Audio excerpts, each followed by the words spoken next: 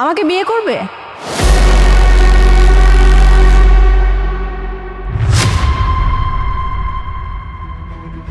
বুঝলাম না, কই গেল? ও আপনার এখানে কি করে? ম্যাডাম, হ্যাঁ তো আমি ঠিকভাবে ওইভাবে চিনি না। আসলে হয়েছে কি, কিছুদিন আগে আমার দোকানে আগে কইতেছে, ভাইজান আমার একটা কাম দিতে পারবেন? আমার না অনেক স্বপ্ন, লেখাপড়া শিখে আমি অনেক বড় অফিসার হবো। আমি কইলাম যে আমার তো একটা টঙের দোকান, আমি তোমার কি কাজ দেবো? লোকটার দেখে না খুব মায়া লাগলো, মানে সহজ সরল লোক। পরে কইলাম, আপনি যতদিন পড়াশোনা শেষ না করতে পারছেন, আপনি আমার লগে থাইকা যান, আমার লগে কিছু কাজকর্ম করেন। কিন্তু মানুষটারে না পা সবসময় কেমন জানি টেনশনে থাকে। কামে লাগানোর পর থেকে হ্যাঁ দেখি অন্য টেনশন করে, এইদিকে তাকায় থাকে ওইদিকে তাকায় থাকে। বুঝি না মানুষটা কেমন জানি একটা। ভাইয়া আমাকে একটু হেল্প করুন না। এই যে ও কোথায় থাকে, মানে কোথায় গেলে আমি ওকে পাবো? উনি কোনায় থাকে মানে উনি তো আমার লগেই থাকে, আমার বাসায় থাকে। ও এমন এমন আপনি এক কাজ করেন, এই যে এই দিক দিয়ে সোজা যায় হাতের ডাইনে দেখবেন একটা বিল্ডিং আছে, ওই বিল্ডিং এর নিচে যা দেখবেন ওই হাই বইসা আছে। Thank you.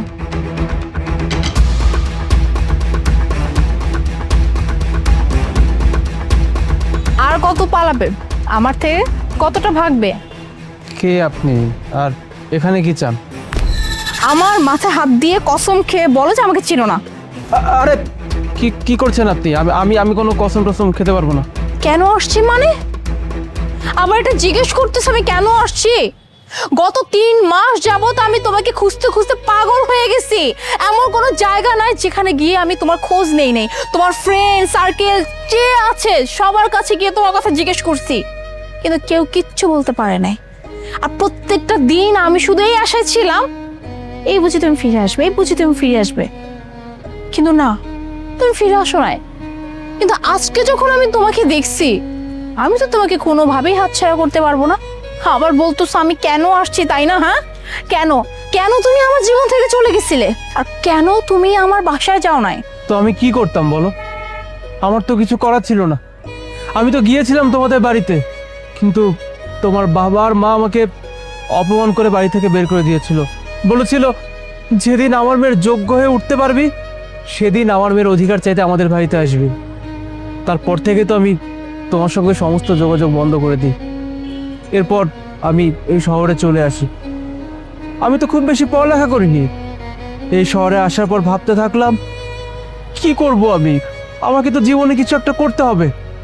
যেখানে এই শহরে কত হাজার হাজার ছেলেমেয়েরা অনেক বড় বড় ডিগ্রি নিয়ে বেকার হয়ে ঘুরে বেড়াচ্ছে, সেখানে আমি সামান্য শিক্ষিত। কি করতাম আমি বলো? ধৈর্য ধরতে ধরতে আমি একসময় হয়রান হয়ে পড়ি। চেষ্টার কোনো কমতি ছিল না আমার, কিন্তু সব চেষ্টা বৃথা। কোনোভাবেই কোনো কিছু কাজ করছিল না আমার। পরে বাধ্য হয়ে ভাইয়ের দোকানে আমি কাজ করতে শুরু করি, কিন্তু সেখানেও যে তোমার সঙ্গে আমার এইভাবে দেখা হয়ে যাবে ভাবতে পারিনি। সাজিদ, মানে আমার মা বাবা বলে দিল আর তুমি তুমি চুপচাপ চলে আসলে? হ্যাঁ, এই ভালোবাসছো তুমি আমাকে? ছোটবেলা থেকে আমরা একে অপরকে ভালোবাসি। হ্যাঁ, এক দুদিনের সম্পর্ক না। কেউ একজন বলে দিল আমার জীবন থেকে চলে যেতে, তাই তুমি চলে আসলা। তুমি যে এইভাবে হুট করে কাউকে কিছু না জানিয়ে একদম গায়েব হয়ে গেলা, একটাবার আমার কথা চিন্তা করো নাই? আমার কথা ভাবো নাই যে আমার কি হবে, আমি কিভাবে থাকবো? এছাড়া আমার আর কোনো কিছু করার ছিল না। আর তাছাড়া আমাদের সম্পর্ক তো তোমার বাবা মা কোনোদিন মেনেই নিত না। আর সত্যি তোমার বাবা মা তো ভুল কিছু বলে নাই। আমি তো তোমার যোগ্য না। কোথায় তুমি বড়লোক ঘরের সন্তান, কত ভালো ছেলে তুমি ডিজার্ভ করো, সেখানে আমার মতো গরিব ঘরের একটা ছেলেকে তুমি পছন্দ করেছো। এটা ভালো দেখায় না মুনা। আমি বলি কি, এসব পাগলামি বাদ দাও, লাইফটাকে মুভ অন করাও। তুমি বিয়ে করে নাও, ভালো থাকবে। দেখো শোনো সাজিদ, আমি আগেও বলছি এখনো বলতেছি, আমি তোমাকেই ভালোবাসি, বিয়ে আমি তোমাকেই করব। তোমাকে ছাড়া আমি অন্য কাউকে বিয়ে তো প্রশ্নই ওঠে না। আর হ্যাঁ, তুমি এখন আমার সঙ্গে যাবে, আমাদের বাড়িতে যাবে, ব্যাস। আর আজকে আজকে আমি তোমাকে বিয়ে করবো, আর কোনো কথা আমি শুনতে চাই না। অনেক দিন তোমার খোঁজ করতে করতে আজকে আমি তোমাকে পাইছি। আমি তোমাকে আজকে কোনোভাবেই হাতছাড়া করতে দিব না। দেখো, আমি যদি তোমার টাকায় খাই তাহলে মানুষ কি বলবে যে বউয়ের টাকায় আমি খাচ্ছি বসে বসে? ব্যাপারটা ভালো দেখায় না। দেখো, সমাজ কি ভাবলো না ভাবলো, কে কি করলো না করলো, এগুলো আমি কখনো কেয়ার করিও না, কেয়ার করবো না।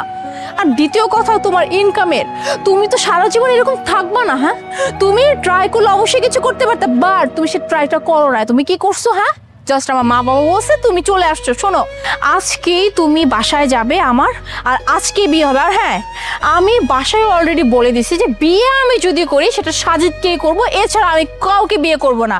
আর বাকি রইলো তোমার চলার কথা, তাই তো? তোমার যতদিন চাকরি না হবে ততদিন আমি তোমাকে চালাবো, তাতে যে যা বলো আমার কোনো কিচ্ছু যায় আসে না। তুমি এখন চলো, আজকে আমরা বিয়ে করবো, আসো।